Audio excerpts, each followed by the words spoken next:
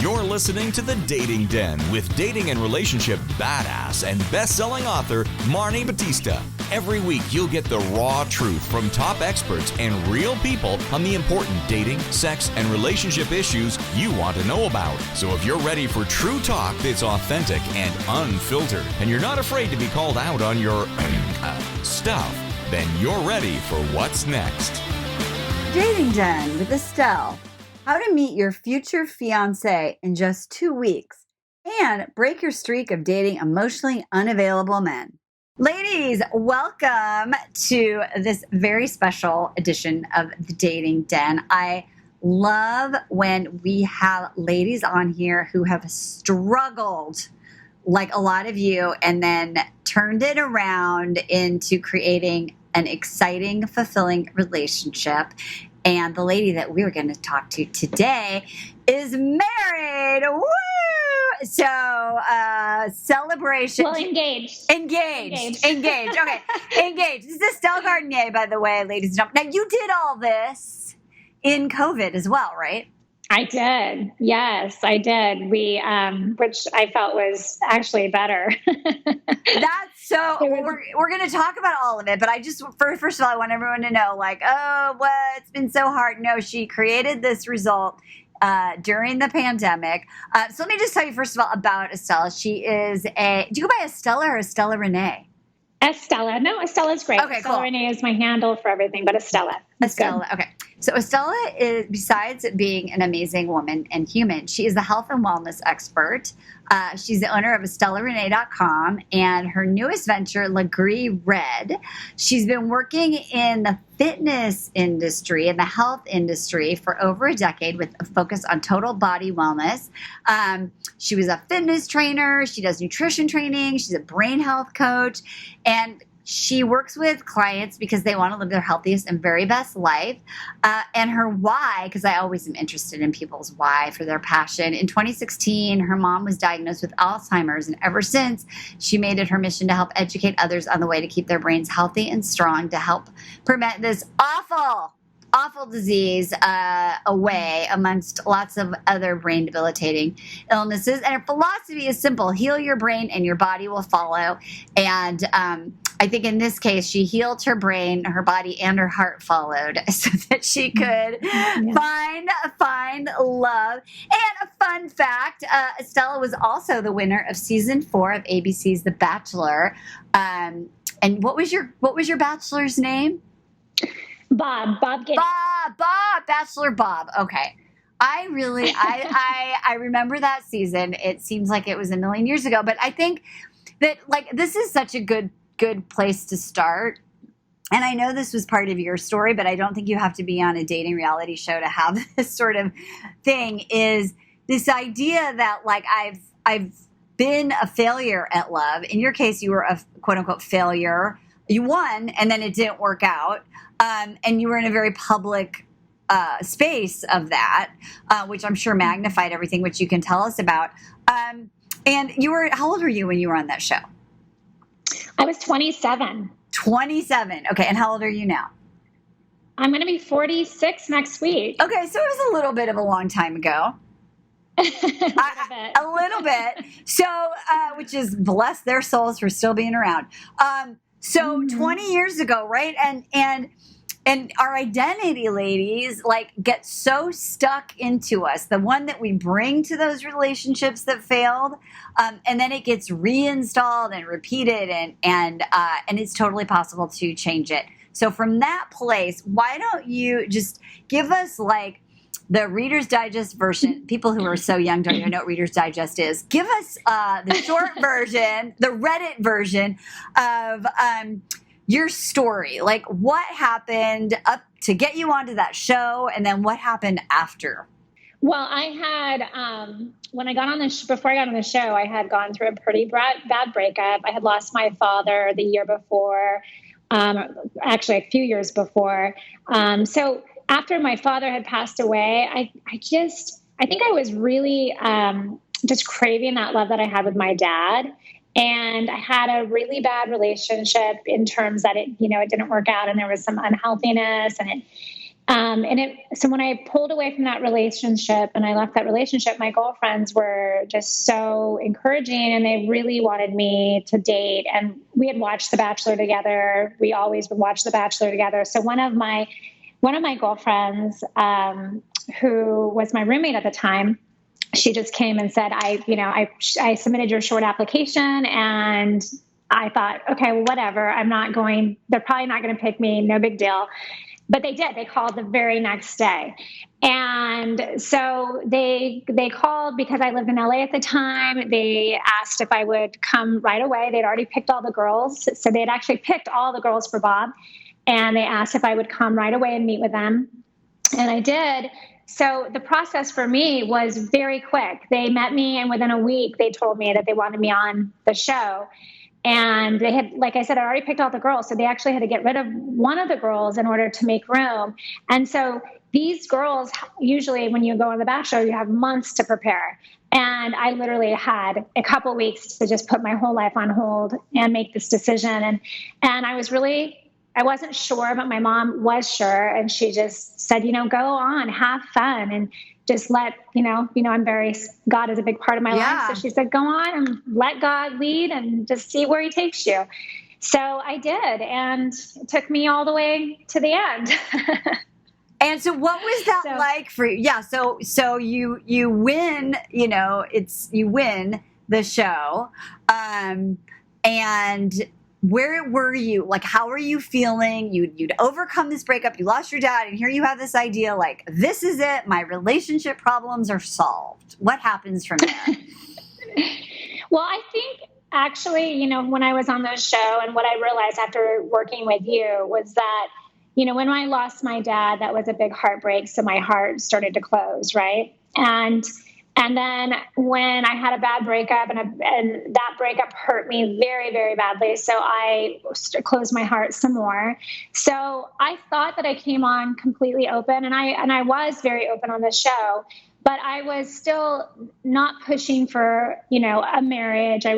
We both were, very like, let's see how this goes. And I think because I was not so adamant like the rest about getting married, I wanted to just take our time.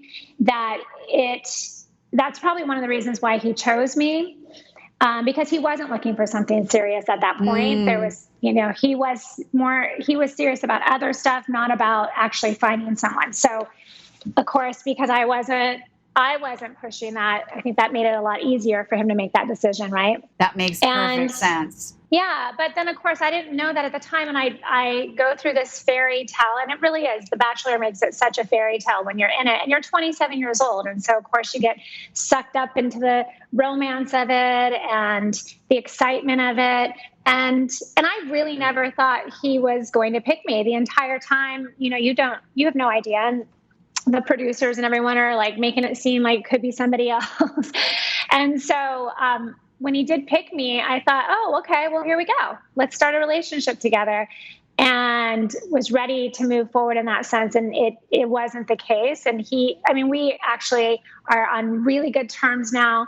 But back then, he had some growth that he needed to do, and he had some challenges that he needed to go through, but he was not serious about a relationship.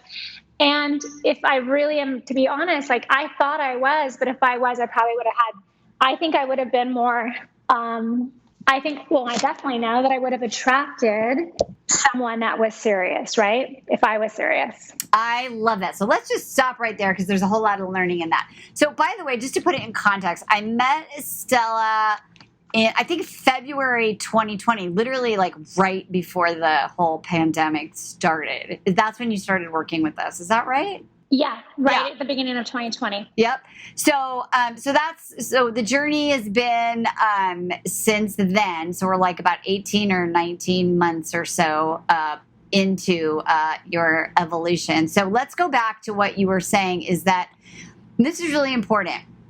I think I'm open. I really want a relationship. I didn't know I was open. And I attracted someone who is exactly their version of the same place, just not really available to have a serious relationship. And I think that is such a huge step, because so many of us say, like, I don't get it. Like, I'm totally open. So looking back on it for you with the eyes that you have now, were there any signs or any things that our listeners could sort of learn now to kind of have that moment of reflection and say, well, maybe I'm not ready? Looking back now, yeah, I mean, I think that it was for sure. I always saw myself as an open person because I am open in the sense that I, will talk with people and share things about my life with people. And I'm very approachable. It's probably I'm more approachable than I was open with my heart, right? When it came to my heart, I was protecting it. I had gotten hurt, losing my father, a bad breakup. I just was protecting my heart. So although I was approachable and open in one sense, I was protecting my heart and not allowing it, just doing everything I could to make sure it didn't get hurt, right? Yeah, that makes perfect sense. Okay, so how long were you with Bob? Like, how long did that engagement last? So after it aired, we were together for another month. We broke up at Tristan Ryan's wedding. Okay. So it was like a few months later. And I knew right away that we would go out to dinner and we would go places together. And, women intuition, it's just, you're not connecting, you're not vibing. And actually after the show, when there wasn't any of the rest of the stuff, there wasn't producers, there wasn't anyone else, I really started to get very clear that we didn't really align so much when it came to certain things. And so, again, I don't blame him. I think it was both of us. I think neither one of us probably were completely open with our hearts. And so I just started to notice a lot of things. And when it got to Tristan Ryan's wedding, that's when we finally decided to break up. So for those of you that don't follow The Bachelor, Tristan and Ryan, she was the first Bachelorette ever, and they're still together. Mm-hmm. So just so you know, we're talking about Tristan and Ryan like they're our friends. They're not my friends. They might be our friends. So you were at this wedding. It was a big deal. You have the breakup. And now what's going on with your heart? Because now this is like the third loss. So what happened to you in the journey that you had to be on it till you found us? Well, I mean, I think one of the things was like, it really was another loss, but it was also betrayal. That's another thing I would experience a lot and that was what I was experiencing. I would then experience over the years. But with Bob, there was betrayal. Again, no hard feelings towards him, but I think the producers in the show wanted to keep the relationship now they're very open, I think more open and honest than they were back then. But back then it was like, protect the show, right? Keep them together, protect the show. But he did not, he actually was dating somebody else, and that's what happened at the wedding. We found that out. And so it felt like just betrayal, like I was lied to and what was going on here. And so that's something that I would start to experience down the road. And I think what I learned from you and working with you was why I was experiencing betrayal with all these men was because I kept betraying myself. It really wasn't about them. I was the one betraying my own self. I was betraying what was really important to me, my values, things that really mattered to me. And I compromised all of that for different relationships. Okay. You're so smart. Look how wise she is now, ladies. So let's talk about that. So there's a 20-year period or so, and you have a series of more failed relationships and betrayal. First of all, I don't even know the answer to this question. Like, how did you land on us? Like, what made you search out coaching? How did you land us? And because I know that when I talked to you that first time, you're like, seriously, I've freaking done everything. Like, I don't really know if I have a problem that can be solved because I have tried this 100 different ways. So I know that you were working on it. So what happened and how did you find us and what led you to sort of that conversation with me? I don't know. And I've had friends ask me too, and I just don't know how I came across you. I'm sure like maybe I Googled something or maybe I was listening to something and somehow I came across you, and then you were in my email all the time. We do that. And so you're in my email and I'm getting all these messages from you. And something, my intuition, my gut kept saying, you know what, just reach out to her and see if there is something that she can do, because I, like you just said, I I'm like notorious for just wanting to work on everything. And I have done development, different life development courses. I've done therapy. I'm like, want to figure it out. I'm a Virgo, so I want to figure it out. Yep. And I want to get it all worked out. And so I did all of that. And of course, spiritually speaking, I meditate, I pray, and I give it to God. And everything. And it wasn't until, and I truly believe that it was divine intervention, why I came across you. And, I had that whisper that kept saying, you need to reach out to her. You need to see if there is something that she can do different. Oh, and there was something too, because I had done Landmark, which was a self-development organization, but there was also, there's one in Northern California, Hoffman Institute. Yep. And I actually was just about to go to Hoffman. I was like, okay, I'll go and spend the money and go up there to Hoffman. And I hear amazing things about it. And then I had saw somehow when I was researching you before I called you that you had done some work with them. Yep. And so I thought, well, I can get 2 in 1. I love that. You're so smart. That's so awesome. So I called you and then we connected. So, and was there I always ask, Elizabeth Gilbert, I think, calls it the moment on the bathroom floor where you're just like, I can't take it anymore. Was there like a relationship that ended, or was there like a moment where you were just like, I've tried all these things, but I'm not giving up? Like, what was it? Yeah. I think obviously just doing my own work, there was definitely progress, and I kept having progress. I kept growing and getting, making better choices and better decisions, and in my partners, and really having some awakenings just through meditation and seeing, why I was attracting these partners. But it still wasn't, I could see a lot of that, I'm attracting this person because I'm this person. And obviously I can see that, right?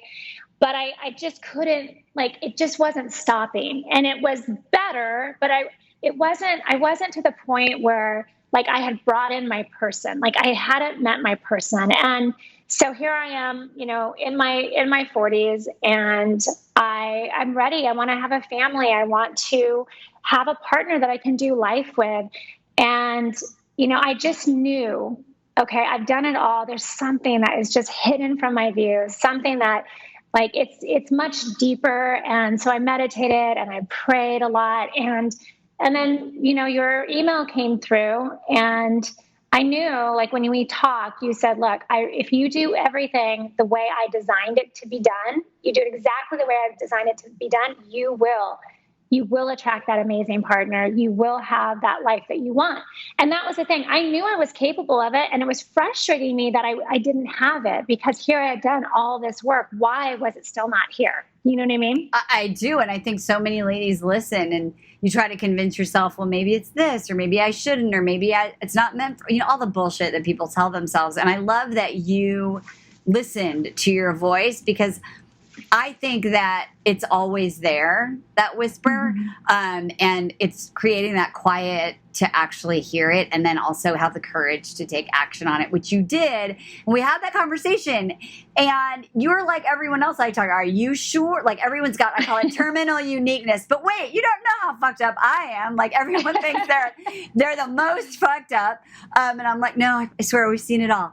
And so for you, what was that piece? What was that big, different thing that started to connect the dots in a different way, that you knew, wow, this is something different? When I was in your course, or when we were on the phone together before I decided? Well, actually, I'm curious about both. When we were on the phone, and then, because you had to trust me at some point. I know that was hard. And then once we got into it, what was different? Well, I think the biggest thing for me, and where I'm at in my life, and it took years to get here, but is I would take everything into my meditation. So I would take any kind of decision that I was going to make. I meditated, and I asked my inner self, I asked my higher self, and for guidance. And I said, is this what I'm supposed to do? And I felt peace about it. So I knew that it was the right decision. I felt complete peace. I didn't have the doubt. And and that was the thing too, for me, was I didn't I didn't feel like I was so messed up. I just thought I really got to a place where I was like, oh, maybe I'm supposed to be Mother Teresa. Right, exactly. And I'm like, oh, maybe I'm just supposed to go and heal the world and move into a convent. I really seriously got to that space of like, I love helping people. Maybe this is God's path for my life. And then I had that voice go, are you effing kidding me? Right. Yeah. No. But that's what our brain does, right? Because we're trying to make meaning and be an acceptance of it. But the thing is, like, we know, like, when we listen, we know when we're bullshitting yourself. So you knew that you're meant to help people, but in a completely different way. So that's true. And also you're meant to have this loving, healthy relationship. So once you started doing the work with us, what was that first breakthrough, that one thing that you're like, oh my gosh, this is different. This is something I hadn't really discovered yet? Well, I think we had some coaching calls, and definitely there was when you really helped me see how clear, how it became very clear that I was attracting emotionally unavailable because I wasn't, and I didn't see that way because we look at emotionally unavailable as like someone that doesn't want to commit. And I wanted to commit. It wasn't that I didn't want to commit. I wanted to commit, but I was not fully giving my heart. And I remember getting some really bad advice early on. And I think that's the thing too. I didn't really have a lot of great guidance when it came to relationships. And so you are now this like guidance, like my older sister giving me some really good advice, you know? And or younger sister. No, I'm older, but that's okay. I like to be a big sister. But I didn't really have like a game plan on like what I was supposed to do because I grew up. My story. I grew up on my own. Starting at 16, I was on my own and doing life. So, I think what it was just like a long time ago, I got some really bad advice out of a book or something that said, don't give them everything. Just hold back. Every guy should like you more than you like them. And, you never give them too much. Let them work for it. Like those kind of things were said to me over the years. Or men like bitches. They don't like nice girls, right? That's like a common one that everyone says. Yeah. So like all that bad advice was given to me and you take that on. And so although I wasn't a bitch, right. I wouldn't give them too much. And it was a common theme with all my relationships. They said, I don't feel like I fully have you. I don't feel like I fully have you. I feel like you would walk out the door any day. Mm. And I think out of your course and working with you made it so clear that a man doesn't want to feel that way. Just as much as a woman, I don't want to feel unsafe in a relationship. A man doesn't want to feel unsafe in a relationship either. Yep, exactly. And I think that's such a highlight, underline, rewind, ladies. Like that's when you think about the logic of that, it's crazy because we're all humans. And while men like, quote unquote, to pursue, right, they also want to know that you're there and that they can be in your heart. And when you're constantly making it hard, then it does not feel safe. And everybody wants love and they want safety in that. So I think that's such a huge piece. So tell us, like, you worked through our program. I remember we had to kick your ass. You were like, I don't want to do it this way. This won't work for me. And then you were totally coachable. So tell us about like what happened and where are you now in your life and what did you take away from the process that our listeners can learn from you? Well, so for sure, and you're right. I did when I signed up to work with you, I did commit to myself. I had to keep reminding myself the whole time, like, you committed that you're going to do the program exactly the way it's designed to be done. And she promised if you did that you would have the results that you're looking for. So I had to keep reminding myself of that because I think the biggest hurdle for me was going on a dating site. I didn't want to do it. Yeah. I wanted to use a fake name. I just did not want to do it, mainly because of The Bachelor. My love life was so out in the limelight and everybody knew everything and my breakup. And it was so hard that I just wanted to keep this private between myself and, but I worked around women. I teach Pilates. I'm a nutrition coach. I work mainly around women. So the chances of me meeting a man right. are very, very slim. So I knew I had to do it. I was very resistant. But you really, listening to some of the coaching that you had some podcasts from that, I forget the gentleman's name, that talked about creating your profile. Right. Yep. And you really, and then obviously the profile part, because it was so vulnerable. It was really opening up my heart and sharing from a very vulnerable place. And that was another thing that I was really not comfortable with. And I was like, God, what if I know people in San Diego that read this? And I was, yeah. you were like, get over it, get over it. And you did, you helped me. Like, that was one of the coolest things I loved about the program, besides obviously the stuff that you helped me learn about myself. But I loved the non-negotiables and really defining like what is important to me, what is absolutely important to me. And one of those things is the God piece. Yeah. I have a relationship with God. I meditate, I pray, I study, and most men that I dated were atheists. And I remember you saying, like, the one thing that you cannot negotiate on any of your non-negotiables, and the very one thing that you negotiate on will be the very thing that breaks you up down the road. And that was always the thing that would break me and my partner up, was that we did not align on one of my most important and my biggest non-negotiable, which was that spiritual piece. And I think this is so huge, because if we circle back to what you said before, is that you betrayed yourself. Right? Mm-hmm. Those were those pieces where you were like, oh, maybe it's not, maybe it's okay, maybe just this time, maybe I can be flexible, right? And over time, we start to lose trust with ourselves. And that's what you did in creating those non-negotiables, which, by the way, for everyone listening, every step of the way, Estella's not the only one who's like resistant, because if it were easy, everyone would do it. But what it does is it reveals all these little gaps that you didn't know you even had. So this piece for you was really, really big. And then what did it feel like to just say, like, no, I'm claiming this. This is what I want. Did it feel scary at first, or did it feel soothing? What was that like for you? It felt soothing because I got constantly from different people, from friends, from everyone, that I'm too picky. And when I did that piece with you, I realized it wasn't that I was picky. I had non-negotiables. I just hadn't said them to myself. I hadn't been clear about them. Yeah. And so now I could see that when I choose a partner from this space of these 5 non-negotiables, and I don't compromise on those, it's not being picky, it's having values, it's sticking to your values and knowing that you want a partner that you're aligned with so that it will be successful and you don't break up down the road.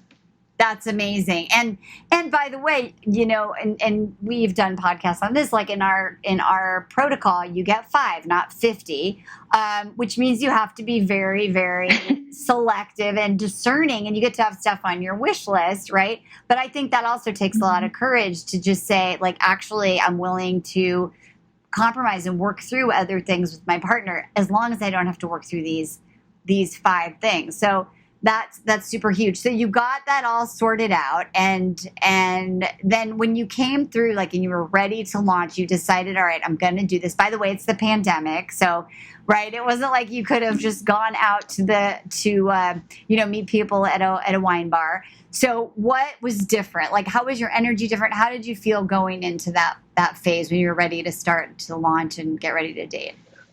Well, so when we worked on my profile, and I created my, what is it, the profile or the story I can't remember because I actually wasn't on Match for very long. Yeah. To you. Yeah. Yeah. But, and it was uncomfortable. I was scared, but I wrote this, I wrote my profile out from my 5 non-negotiables, and I wrote a story, and it was long, and it was very vulnerable, and it was me, all cards on the table, and this is who I am. And it was the story itself, really what you had shared with me is like, and that the gentleman who had the podcast, is if you write the story, the men you're not supposed to be with, they're going to look at your profile and they're going to say, oh, I can't win with this girl. Right. And the man that you're supposed to be with is going to say, oh yeah, I can totally win with this girl. I'm going to reach out to her because I fit all those things that she's looking for in a partner. Right. Yep. And so I felt confident. I felt scared, of course, because it was very vulnerable. And I knew I was going to, there was going to be people that I knew on there, and that's okay. And I had to let that go. But I was scared, but I also felt confident that I was going to attract a partner that was at my level. I was going to attract a partner that was aligned with me and my non-negotiables and the things that really matter to me in my life. I just had that confidence, which, absolutely from the work that we did together and you helping me with all of that. And it was really funny, Marni. This was the best part. A girlfriend of mine has a tenant that rents from her, and he was on Match, and he is someone, no fault to his own. I'm sure, he's a nice guy, but very unhealthy in relationships, not available, just looking to sleep around. That's it. And it was awesome because it really showed me how much this works. He told her, I saw Estella's profile. You got to tell her to shorten that thing up. It's just too long. You don't even want to get through it. He's like, you just skip right through it. And that was like right there told me he's not someone I would want to date. So of course it looks like that to him. Yeah. My partner that I'm with, who's the most amazing man, so healthy in relationship. He's loving and kind, and we're so aligned. He read my profile and thought, oh my God, this is the one. This is the girl I've been looking for. And look at all this stuff she wrote on her profile. I have all these different ways I can contact her and talk about certain things. So he thought it was a win, of course, because he was the person I was supposed to be with, not, the other gentleman. I think that's so true, because when ladies do this process, of course it's not magic. It's not like, you have a filter up. There's people who are going to be like, oh, good luck with that, lady. I mean, of course those guys are going to come through. And then you go, thank you. That wasn't for you. Thank you for showing me who you are.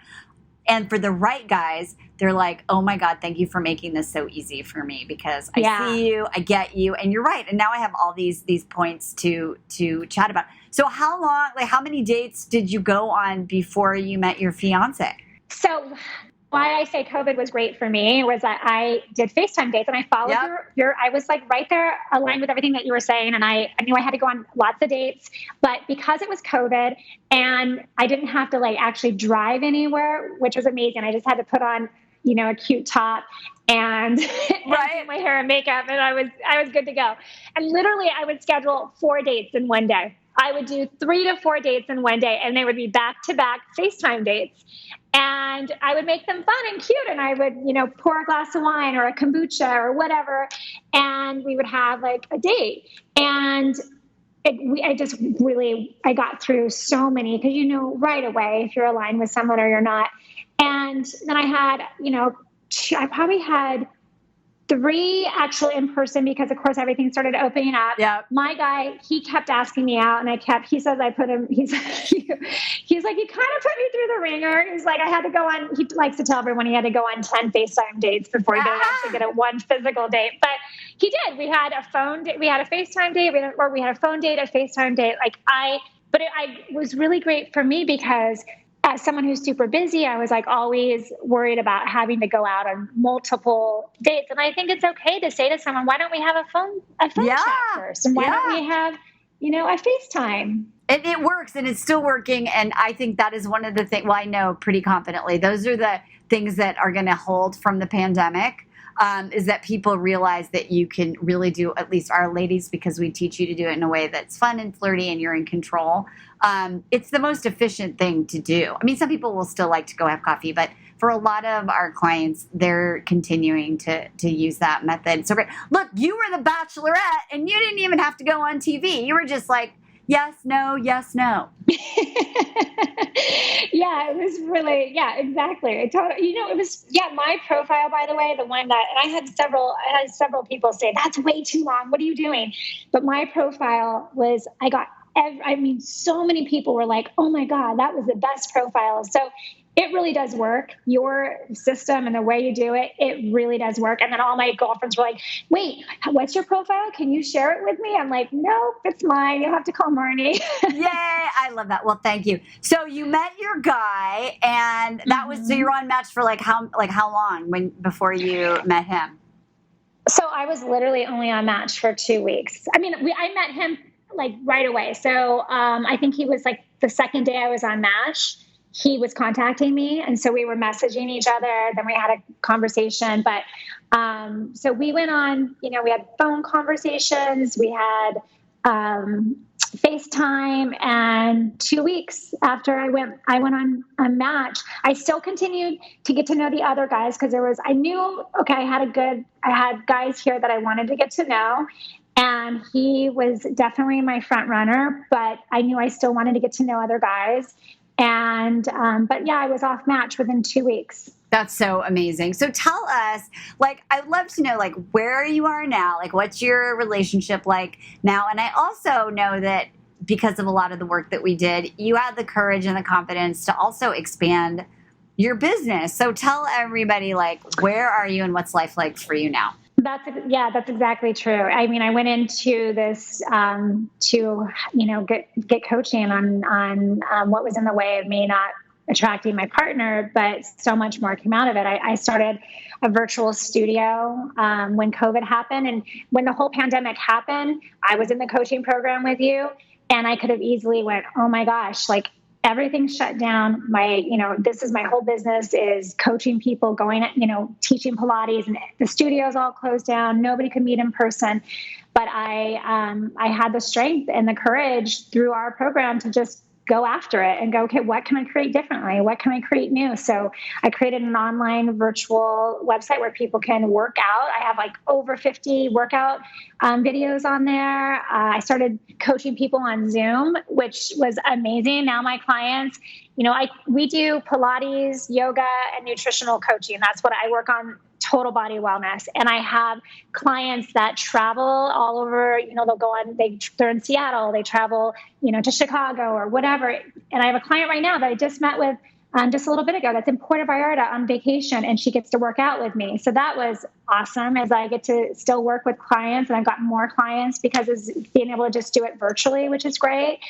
And then my fiance and I are opening a Legree studio, which is it's what I teach. It's like Pilates. It's Pilates plus strength training, and we're actually opening a studio, but it's going to be so much more, and we're launching it at the end of the year, and it's really going to be focused around recovery and repair, in addition to sculpting the body with the actual workout. So we're going to have some state-of-the-art recovery systems in there, and we're just really excited to just create something that can just help people heal. Oh my gosh, this is so amazing. I always talk about the work that I do, that it's a ripple effect, right? And whether you listen and we don't work with you, or we work with you, like, I believe that as a result of what we do here, we like make an impact to make the world a better place. And so I am so thrilled hearing this news, because your ripple effect now just gets so much bigger from the work that you did, is that you impact your own life, and now you're able to even impact more women and more people through your work. So